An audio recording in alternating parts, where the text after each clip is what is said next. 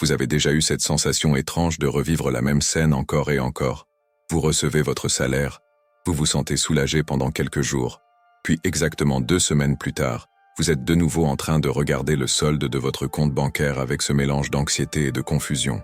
Comment est-ce possible que cela se reproduise mois après mois, année après année, alors que vous jurez à chaque fois que les choses vont changer?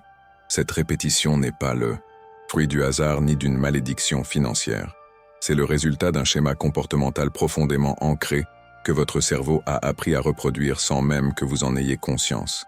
Et tant que ce schéma reste invisible, vous continuerez à obtenir les mêmes résultats, peu importe combien d'argent vous gagnez ou combien de fois vous vous promettez de faire mieux. La vérité inconfortable, c'est que votre relation avec l'argent n'est pas rationnelle. Elle est émotionnelle, automatique et construite sur des années de conditionnement que personne ne vous a jamais appris à remettre en question.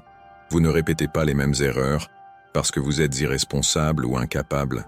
Vous les répétez parce que votre cerveau a créé des circuits neuronaux qui associent certaines émotions à certaines décisions financières, et ces circuits se renforcent chaque fois que vous les empruntez. C'est comme une autoroute mentale. Plus vous l'utilisez, plus elle devient large et facile à emprunter, jusqu'à ce qu'elle devienne la route par défaut que vous prenez sans même réfléchir. Prenons un exemple concret. Vous avez une journée difficile au travail. Votre patron vous critique, un collègue vous agace, vous rentrez chez vous épuisé et frustré. En chemin, vous vous arrêtez dans ce restaurant que vous aimez bien et vous commandez ce plat réconfortant qui vous fait toujours du bien. Vous ne l'aviez pas prévu, ce n'était pas dans votre budget, mais sur le moment, cela semble être exactement ce dont vous avez besoin. Ce qui vient de se passer n'est pas une simple dépense impulsive. C'est un mécanisme de compensation émotionnelle. Votre cerveau a appris que, lorsque vous vous sentez mal, dépenser de l'argent pour quelque chose de plaisant réduit temporairement cette sensation désagréable. Et parce que cela fonctionne à court terme, votre cerveau enregistre cette stratégie comme efficace et la reproduit encore et encore. Le problème, c'est que cette stratégie ne résout rien. Elle déplace simplement le problème. Vous ne vous sentez plus frustré par votre journée de travail, mais maintenant vous avez dépensé de l'argent que vous n'aviez pas prévu de dépenser. Et dans quelques jours, quand vous réaliserez que votre budget est déséquilibré, vous vous sentirez coupable et stressé, ce qui déclenchera probablement une nouvelle vague de compensation émotionnelle. C'est un cycle qui se nourrit de lui-même, et plus vous le laissez tourner, plus il devient difficile à briser. Ce mécanisme ne se limite pas aux dépenses émotionnelles. Il s'applique à presque toutes vos habitudes financières. Pourquoi est-ce que vous reportez toujours la décision de mettre de l'argent de côté? Pourquoi est-ce que vous continuez à utiliser votre carte de crédit, même quand vous savez que vous ne pourrez pas payer le solde complet à la fin du mois? Pourquoi est-ce que vous achetez des choses en promotion dont vous n'avez pas vraiment besoin? Toutes ces décisions sont guidées par des schémas comportementaux que vous avez développés au fil du temps, souvent sans même vous en rendre compte. La répétition n'est pas seulement comportementale, elle est aussi cognitive. Votre cerveau aime les schémas parce qu'ils économisent de l'énergie. Réfléchir activement à chaque décision financière demande un effort mental considérable. Alors votre cerveau préfère automatiser le processus en créant des habitudes. Le problème, c'est que ces habitudes ne sont pas nécessairement dans votre intérêt à long terme. Elles sont simplement les solutions les plus faciles que votre cerveau a trouvées pour gérer les situations du quotidien. Et parce qu'elles sont automatiques, elles échappent à votre contrôle conscient. Vous pensez prendre des décisions rationnelles, mais en réalité, vous suivez des scripts mentaux écrits il y a des années. Un autre élément clé de ce schéma répétitif est l'environnement dans lequel vous évoluez. Votre entourage, votre culture, votre exposition aux médias et à la publicité, tout cela influence vos comportements financiers de manière souvent invisible. Si tout le monde autour de vous consomme régulièrement, il devient très difficile de ne pas faire de même. Si vous êtes constamment bombardé de messages qui vous disent que vous méritez de vous faire plaisir, que la vie est courte, qu'il faut profiter maintenant, votre cerveau intègre ces messages et les transforme en justification pour des décisions financières discutables. Vous ne prenez pas vos décisions dans le vide. Vous les prenez dans un contexte qui façonne constamment votre perception de ce qui est normal, acceptable ou désirable. La première erreur que les gens font quand ils essaient de changer leurs habitudes financières, c'est de se concentrer uniquement sur les comportements visibles sans comprendre les mécanismes sous-jacents. Ils se disent « Je vais arrêter de dépenser impulsivement ». Mais ils n'identifient jamais pourquoi ils dépensent impulsivement en premier lieu. Résultat, ils tiennent quelques jours, peut-être quelques semaines, puis retombent dans leur vieux schéma dès que la première émotion forte se présente. Ce n'est pas un manque de volonté, c'est un manque de compréhension. Pour briser un schéma répétitif, il faut d'abord le rendre visible. Vous ne pouvez pas changer ce que vous ne voyez pas. Cela signifie observer vos comportements financiers avec une curiosité détachée, comme si vous étiez un scientifique qui étudie un sujet fascinant. Quand est-ce que vous dépensez de l'argent sans l'avoir prévu? Qu'est-ce qui se passait juste avant? Quelle émotion ressentiez-vous? Quel besoin essayez-vous de satisfaire? Cette observation n'a pas pour but de vous juger ou de vous culpabiliser. Elle a pour but de révéler les liens cachés entre vos émotions, vos pensées et vos actions. Ensuite, il faut comprendre que changer un schéma ne se fait pas d'un coup. Vous n'allez pas vous réveiller un matin avec une relation complètement différente avec l'argent. Le changement est progressif et nécessite de la répétition consciente. Chaque fois que vous êtes confronté à une situation qui déclenche habituellement une mauvaise décision financière, vous avez une opportunité de choisir une réponse différente. Au début, ce sera difficile parce que votre cerveau voudra suivre l'autoroute mentale habituelle. Mais si vous persistez, si vous choisissez consciemment une autre route encore et encore, vous commencerez à créer une nouvelle autoroute. Et avec le temps, cette nouvelle route deviendra aussi automatique que l'ancienne. Un obstacle majeur dans ce processus est l'illusion de la rapidité. Les gens veulent des résultats immédiats. Ils veulent une solution miracle qui va tout changer du jour au lendemain. Mais les schémas comportementaux ne se construisent pas en un jour, et ils ne se déconstruisent pas en un jour non plus. Si vous avez passé 10 ans à développer certaines habitudes financières, il est irréaliste de penser que vous allez les transformer en 2 semaines. Cette attente irréaliste crée de la frustration, et la frustration mène souvent à l'abandon. Les gens essaient de changer, ne voient pas de résultats rapides, se découragent et retournent à leurs anciennes habitudes en se disant qu'ils ne sont pas capables de faire mieux. La clé, c'est d'accepter que le changement soit lent et parfois invisible au début. Vous ne verrez peut-être pas de différence immédiate dans votre situation financière, mais si vous changez progressivement vos comportements, les résultats finiront par suivre. C'est comme planter un arbre. Vous ne voyez pas la croissance jour après jour, mais si vous continuez à l'arroser et à en prendre soin, un jour vous vous retournez et vous réalisez qu'il est devenu immense. Vos finances fonctionnent de la même manière. Un autre aspect crucial est la nécessité de remplacer les anciens schémas par de nouveaux, plutôt que de simplement essayer de supprimer les anciens. Si vous vous contentez de vous dire « je ne vais plus dépenser impulsivement », vous laissez un vide que votre cerveau va chercher à combler. En revanche, si vous vous dites « quand je me sens frustré », au lieu de dépenser de l'argent, je vais faire une promenade ou appeler un ami, vous donnez à votre cerveau une alternative concrète.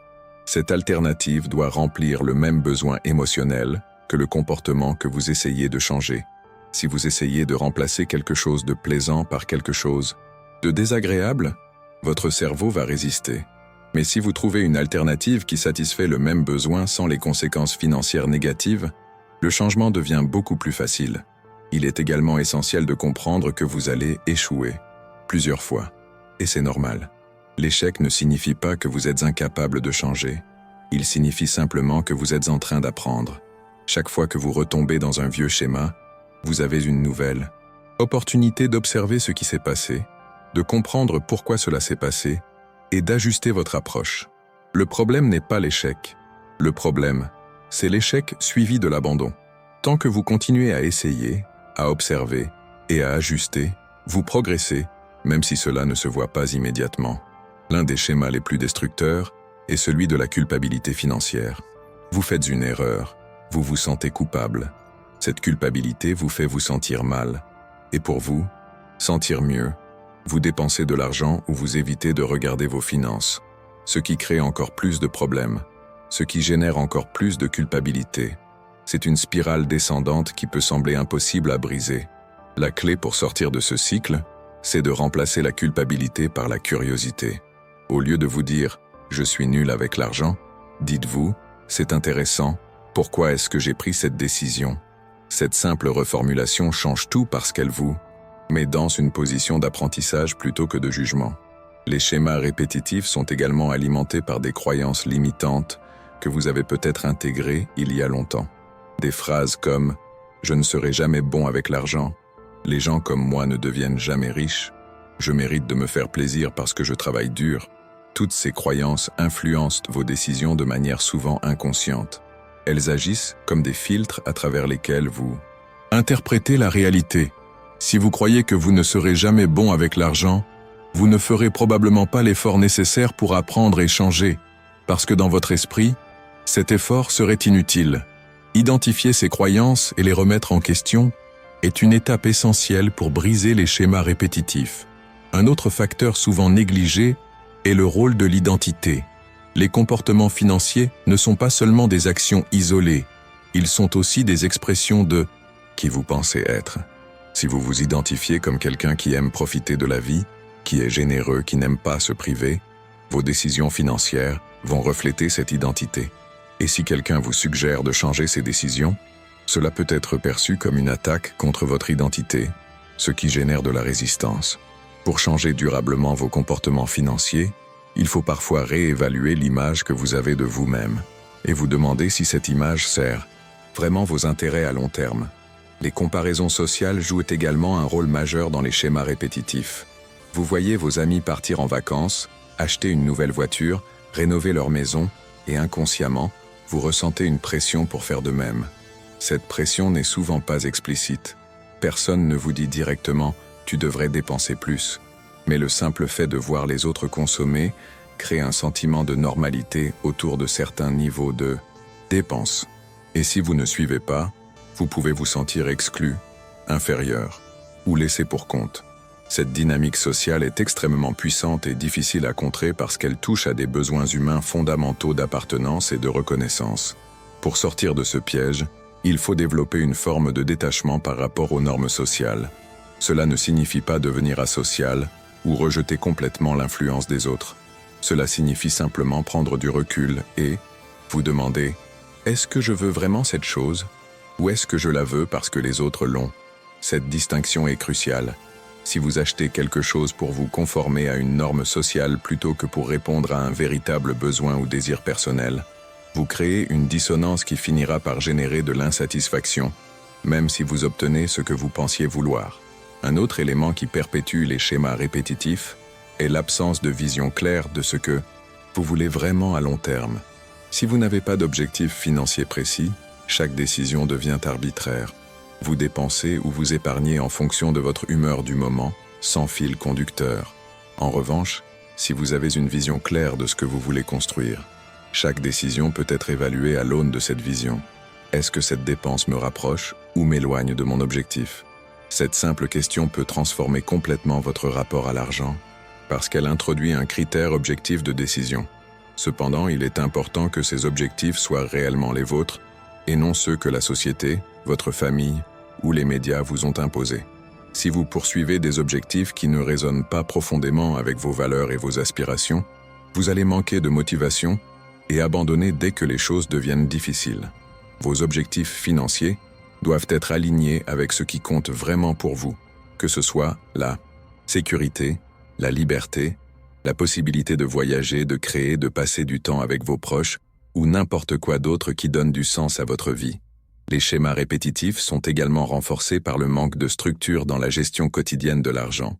Si vous n'avez pas de système clair pour suivre vos revenus et vos dépenses, pour allouer votre argent à différentes catégories, pour prendre des décisions en fonction de données réelles plutôt que d'impressions vagues, vous naviguez à l'aveugle. Et quand vous naviguez à l'aveugle, vous finissez inévitablement par répéter les mêmes erreurs parce que vous n'avez aucun moyen de savoir ce qui fonctionne et ce qui ne fonctionne pas. Mettre en place un système simple mais rigoureux de gestion financière n'est pas une contrainte. C'est une libération parce que cela vous donne de la clarté et du contrôle. Ce système n'a pas besoin d'être compliqué. Il peut être aussi simple qu'un tableau où vous notez vos revenus, vos dépenses fixes, vos dépenses variables et ce qu'il vous reste à la fin du mois. L'important n'est pas la sophistication de l'outil, mais la régularité avec laquelle vous l'utilisez. Un système simple utilisé systématiquement est infiniment plus efficace qu'un système complexe que vous abandonnez après 2 semaines parce qu'il est trop fastidieux. Un autre aspect souvent sous-estimé est l'importance de l'environnement physique et numérique dans lequel vous prenez vos décisions financières. Si vous avez vos cartes de crédit facilement accessibles dans votre portefeuille, si vous avez toutes vos applications de shopping installées sur votre téléphone avec vos informations de paiement enregistrées, si vous recevez des notifications constantes sur les promotions et les soldes, vous créez un environnement qui facilite les mauvaises décisions et rend les bonnes décisions plus difficiles. Changer vos comportements nécessite parfois de changer votre environnement. Cela peut signifier supprimer certaines applications, désactiver les notifications, retirer vos cartes de crédit de votre portefeuille ou n'importe quelle autre modification qui réduit les frictions pour les comportements que vous voulez encourager et augmente les frictions pour les comportements que vous voulez décourager. La répétition des erreurs financières est également liée à un manque d'éducation financière. La plupart des gens n'ont jamais appris comment fonctionne vraiment l'argent. Ils n'ont jamais appris comment fonctionnent les intérêts composés, comment évaluer un investissement, comment lire un contrat de crédit, comment planifier pour le long terme. Et parce qu'ils ne comprennent pas ces mécanismes fondamentaux, ils prennent des décisions basées sur des intuitions erronées ou sur ce que les autres leur disent sans pouvoir évaluer la pertinence de ces conseils. L'éducation financière n'est pas un luxe, c'est une nécessité, et elle ne nécessite pas de suivre des cours universitaires complexes. Il suffit de commencer à s'intéresser au sujet, de poser des questions, de lire, d'observer et d'apprendre progressivement. Un piège particulièrement sournois est celui de la gratification instantanée versus la gratification différée. Votre cerveau est câblé pour préférer le plaisir immédiat au plaisir futur. C'est un mécanisme de survie hérité de nos ancêtres qui vivaient dans un environnement incertain où le futur était imprévisible. Mais dans le contexte moderne, ce biais cognitif devient un handicap. Chaque fois que vous choisissez de dépenser maintenant plutôt que d'épargner pour plus tard, vous suivez ce câblage primitif. Briser ce schéma nécessite un effort conscient pour valoriser le futur au même niveau que le présent. Cela ne signifie pas sacrifier complètement votre bien-être actuel pour un futur hypothétique. Cela signifie trouver un équilibre où vous prenez soin de vous aujourd'hui, tout en construisant les bases d'un meilleur demain. Un facteur aggravant est le manque de soutien social dans votre démarche de changement.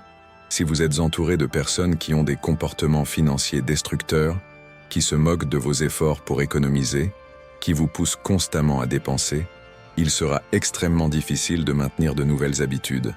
L'être humain est un animal social, et nous sommes profondément influencés par les comportements et les attitudes de notre entourage. Dans l'idéal, vous devriez chercher à vous entourer de personnes qui partagent vos objectifs financiers ou qui au moins les respectent. Si ce n'est pas possible, vous devez au minimum apprendre à poser des limites claires et à ne pas laisser les autres influencer vos décisions contre votre intérêt. Il est également crucial de comprendre que le changement n'est pas linéaire. Il y aura des hauts et des bas, des périodes où tout semble facile, et des périodes où vous aurez l'impression de régresser. Cette non-linéarité est normale et fait partie du processus.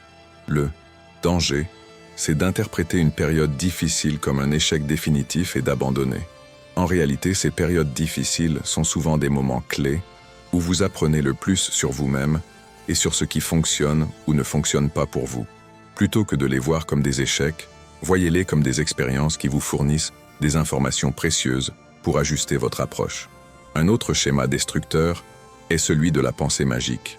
Beaucoup de gens espèrent, inconsciemment, qu'un événement extérieur va résoudre leurs problèmes financiers, une augmentation de salaire, un héritage, une loterie, une opportunité miraculeuse. Et parce qu'ils comptent sur cet événement hypothétique, ils ne prennent pas les mesures concrètes nécessaires pour améliorer leur situation. Même si cet événement se produit effectivement, s'ils n'ont pas changé leur comportement sous-jacent, ils dilapideront rapidement cet argent supplémentaire et reviendront à leur point de départ. La seule solution durable, c'est de travailler sur les comportements et les schémas mentaux, pas d'attendre un miracle extérieur. La procrastination financière est également un schéma répétitif extrêmement courant. Vous savez ce que vous devriez faire: établir un budget, vérifier vos comptes, comparer les offres bancaires, commencer à épargner. Mais vous remettez toujours à plus tard. Pourquoi? Souvent parce que penser à l'argent génère de l'anxiété, et éviter cette anxiété à court terme semble plus confortable que d'affronter la situation. Le problème, c'est que cet évitement ne fait qu'aggraver la situation et augmenter l'anxiété à long terme. Briser ce schéma nécessite de réduire l'anxiété associée à la gestion financière, ce qui passe souvent par la simplicité et la gradualité. Ne cherchez pas à tout régler d'un coup. Commencez par une petite action simple et répétez-la jusqu'à ce qu'elle devienne confortable avant d'ajouter la suivante. Un aspect souvent ignoré est le rôle des émotions négatives chroniques dans les comportements financiers. Si vous vivez dans un état permanent de stress, d'anxiété, de tristesse ou de colère, il est très difficile de prendre des décisions financières saines parce que votre cerveau est en mode survie. Dans cet état, vous cherchez constamment des moyens de soulager ces émotions négatives, et la consommation devient souvent l'un de ces moyens. Améliorer votre santé émotionnelle générale peut donc avoir un impact profond sur vos finances. Cela peut passer par du sport, de la méditation, de la thérapie, du temps passé dans la nature, ou n'importe quelle autre activité qui vous aide à réguler vos émotions de manière saine. Les schémas répétitifs sont aussi maintenus par la peur du changement. Même si votre situation actuelle n'est pas satisfaisante, elle est familière. Et le familier, même inconfortable, peut sembler plus sûr que l'inconnu. Changer vos comportements financiers signifie entrer dans un territoire inconnu où vous ne savez pas exactement ce qui va se passer. Cette incertitude peut être paralysante. Pour surmonter cette peur, il peut être utile de commencer par de très petits changements qui ne bouleversent pas complètement votre vie. Ces petits changements vous montrent que le changement est possible et que l'inconnu n'est pas aussi effrayant que vous le pensiez. Un autre élément clé est la nécessité de célébrer vos progrès, même minimes. Si vous vous concentrez uniquement sur tout ce qui ne va pas encore, sur tout ce que vous devez encore changer, vous allez vous décourager. En revanche, si vous prenez le temps de reconnaître chaque petit pas dans la bonne direction, vous renforcez les nouveaux comportements et vous créez une dynamique positive. Cette reconnaissance ne doit pas forcément prendre la forme de récompenses matérielles coûteuses. Elle peut être aussi simple qu'un moment de satisfaction consciente où vous vous dites « J'ai bien fait, je progresse ». Il est également important de comprendre que vous ne pouvez pas tout contrôler. Il y aura toujours des imprévus, des urgences, des situations qui échappent à votre planification. L'objectif n'est pas d'atteindre une maîtrise parfaite et totale de votre situation financière. L'objectif est de développer une flexibilité et une résilience qui vous permettent de gérer ces imprévus sans tout remettre en question. Cela passe notamment par la constitution d'une épargne de précaution qui vous donne une marge de manœuvre quand les choses ne se passent pas comme prévu. Un dernier point crucial est la nécessité de patience. Dans une culture qui valorise la vitesse, l'efficacité et les résultats immédiats, prendre le temps de construire progressivement une relation saine avec l'argent peut sembler frustrant. Mais il n'y a pas de raccourci. Les schémas comportementaux profonds ne se changent pas du jour au lendemain. Ils se transforment lentement, par la répétition consciente de nouveaux choix, jour après jour, semaine après semaine, mois après mois. Cette patience n'est pas de la passivité. C'est une compréhension réaliste du processus de changement humain. Alors, pourquoi continuez-vous à répéter les mêmes erreurs avec votre argent? Pas parce que vous êtes incapable ou défaillant, mais parce que vous suivez des schémas automatiques que personne ne vous a jamais appris à identifier et à changer. La question n'est pas de savoir si vous êtes capable de changer. La question est de savoir si vous êtes prêt à faire le travail nécessaire pour rendre ces schémas visibles, les comprendre et progressivement les remplacer par de nouveaux schémas qui servent vraiment vos intérêts à long terme. Ce travail est exigeant, mais il est possible. Et chaque petit pas dans cette direction est une victoire qui mérite d'être reconnue.